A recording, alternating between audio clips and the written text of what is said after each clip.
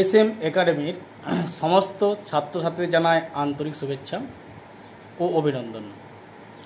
তোমাদের আজকে নিয়ে এসেছি আমরা 4th সেমিস্টারের সংস্কৃত প্রোগ্রাম এবং জিই মানে জেনারেল পেপার। সংস্কৃতের সাজেশন নিয়ে এসেছি জেনারেল বা প্রোগ্রামের। মনু সংহিতা আর ঈশোপনিষদ এই দুটো বিষয় নিয়ে আমরা আজকে তোমাদের সাজেশন দেবো।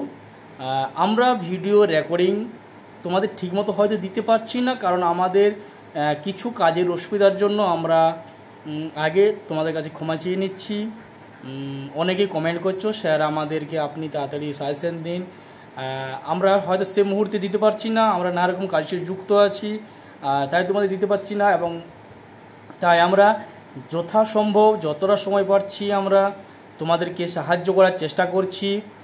যারা আমার চ্যানেলটি প্রথম দেখছো তারা অবশ্যই একটি লাইক, একটি কমেন্ট, সাবস্ক্রাইব অবশ্যই করে রাখবে, অল নোটিফিকেশান অন করে রাখবে, যাতে তোমরা পরবর্তী ভিডিওগুলো পেয়ে যাও।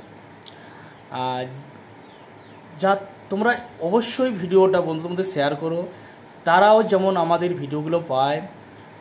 চলো আমরা কথা না বাড়িয়ে তোমাদের মনু সংহিতা থেকে যেগুলি 2023 সালে বিশাল বিশাল গুরুত্বপূর্ণ প্রশ্ন সেইগুলোই আমরা আজ তুলে ধরবো।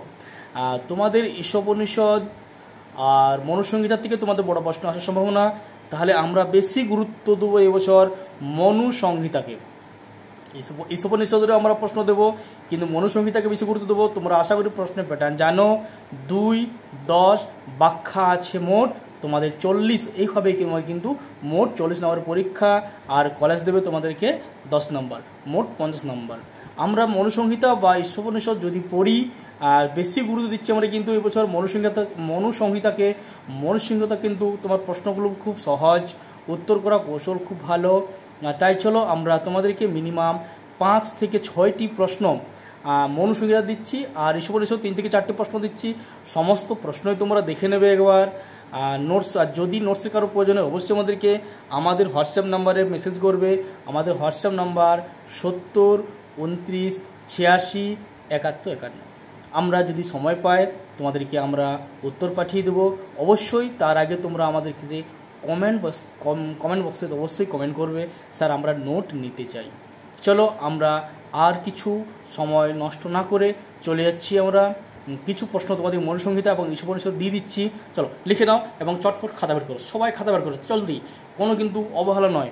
সামনে কিন্তু পরীক্ষা 26 তারিখ থেকে পরীক্ষা, না তোমাদের 26 তারিখ থেকে পরীক্ষা, কিন্তু অবশ্যই খাতা বের করে নাও এবং নোটগুলা লিখে ফেলো।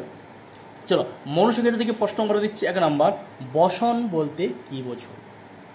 জিজ্ঞাসা দাও। মনু সংহিতা অনুসারে বসনের বিভাগ সমূহ উল্লেখ পূর্বক তার স্বরূপ, প্রভাব, পরিমাণ সম্পর্কে আলোচনা করো। 1 নম্বর প্রশ্ন হয়ে গেল। চলো 2 নম্বর প্রশ্ন লিখে নিই আমরা। দণ্ডকে কে কেন সৃষ্টি করেছিলেন? দণ্ডকে কে কেন সৃষ্টি করেছিলেন? জিজ্ঞাসা দাও। স রাজা পুরুষ দণ্ড, স নেতা শাসিতা চ স। হাইফেন দাও।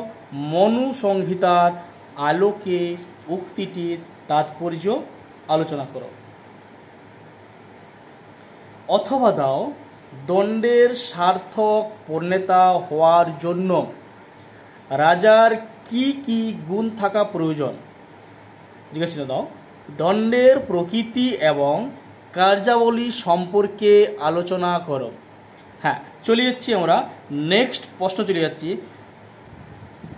চলো 3 নম্বর, রাজার প্রত্যাহিক কৃত্যগুলি কি কি? রাজধর্মে বিনয় শিক্ষার ভূমিকা উল্লেখ করো। পুরাণে উল্লেখিত বিনীত অবিনয়ী রাজন্যবর্গের পরিমাণ লিপিবদ্ধ করো। আমরা চলে যাচ্ছি নেক্সট প্রশ্ন। মহতী দেবতা হেস্যা নবরূপেণম তিষ্ঠতি।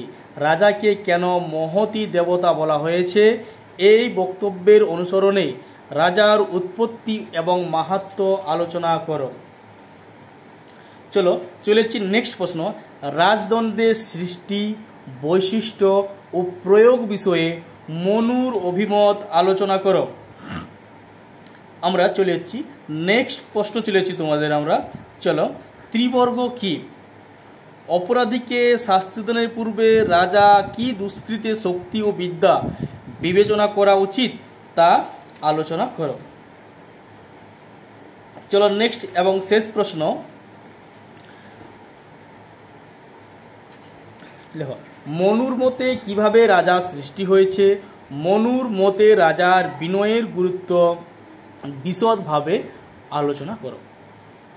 এই প্রশ্নগুলি তোমরা অবশ্যই দেখে নাও মনু সংহিতা থেকে। আমরা এরপর দিচ্ছি তোমাদের ঈশোপনিষদ থেকে। ঈশোপনিষদের প্রশ্নগুলা তোমরা অবশ্যই একটু লিখে নাও, খাতা বের করো। চলো, ঈশোপনিষদে আত্মতত্ত্ব লাভের যে উপায় নির্দিষ্ট হয়েছে তা সংক্ষেপে আলোচনা করো। নেক্সট প্রশ্ন চলে যাচ্ছি আমরা। ঈশোপনিষদে প্রতিপাদিত আত্মা বা ব্রহ্মের স্বরূপ আলোচনা করো। ঈশোপনিষদে প্রতিপাদিত আত্মা বা ব্রহ্মের স্বরূপ আলোচনা করো। চলো নেক্সট প্রশ্ন চলে যাচ্ছি। ঈশোপনিষদের অনুসরণে বিদ্যা ও অবিদ্যার স্বরূপ বিশ্লেষণ করো। নেক্সট প্রশ্ন, ঈশোপনিষদের মূল তত্ত্ব সম্বন্ধে সংক্ষেপে আলোচনা করো। তোমাদের মিনিমাম ঈশোপনিষদ এবং মনুসংহিতা দুটো প্রশ্নই আমরা এই মুহূর্তে আজকে আলোচনা করে দিয়েছি। হ্যাঁ, তোমাদের কিছু শর্ট প্রশ্ন যেগুলো খুব বেশি ইম্পর্টেন্ট। মনুসংহিতা যেমন তোমার হচ্ছে মনুসংহিতা কতগুলি অধ্যায় আছে, সমস্ত সপ্তম অধ্যায়ের নাম লেখো। মনুসংহিতায় একজন বিখ্যাত টিকাকারের নাম। তারপরে চলে যাও, যেমন আমরা দিয়েছিলাম মনুসংহিতা কোন অধ্যায়ে রাজধর্ম আলোচিত হয়েছে, রাজাকে কেন মহতী দেবতা বলা হয়, বা সর্বতোজময় হিস এই প্রসঙ্গে কার সম্পর্কে বক্তব্য করা হয়েছে। তারপরে যেমন আমাদের প্রশ্ন ছিল রাজাকে কে সৃষ্টি করেছে এবং কেন। অগ্নি সম্বন্ধে কি জানো, দুটি মধ্যে কোনটি ক্ষতিকারক। আর রাজঅগ্নি, যা বলে অগ্নি রাজঅগ্নি সম্বন্ধে কোনটি ক্ষতিকারক। বসন কাকে বলে, এটি কয় প্রকার। চলো নেক্সট পয়েন্ট চলেছিল তর্জত্রিক্রম এবং বার্তা বলতে কি বোঝো। তৈলবিন্দু বা সমিত কাকে বলে। এই প্রশ্নগুলো তোমরা অবশ্যই একবার সবাই দেখে নেবে। শর্ট প্রশ্নগুলা ঈশোপনিষদে কিছু শর্ট প্রশ্ন দেখে নেবে তোমরা। আমরা ঈশোপনিষদ শর্ট প্রশ্ন বলছি নি। চলো ভালো করে তোমরা অবশ্যই সমস্ত নোটস মুখস্থ করে নাও। যে প্রশ্নগুলো বড়গুলো দিয়েছি সবাই অবশ্যই এই প্রশ্নগুলোর মধ্যে কমন পেয়ে যাবে। আর কথা না বাড়িয়ে আমরা আরবার বলছি, তোমরা যারা প্রথম ভিডিও দেখছো তারা অবশ্যই লাইক, কমেন্ট, শেয়ার বন্ধুদের মধ্যে শেয়ার করো। সাবস্ক্রাইব অবশ্যই করো, অল নোটিফিকেশান অন করো, যাতে তোমরা পরবর্তী ভিডিওগুলো আমাদের কাছ থেকে পেয়ে যাও। আমরা কিছু কথা না বাড়িয়ে ভিডিওটা আজকের মতন এখানেই বন্ধ করছি।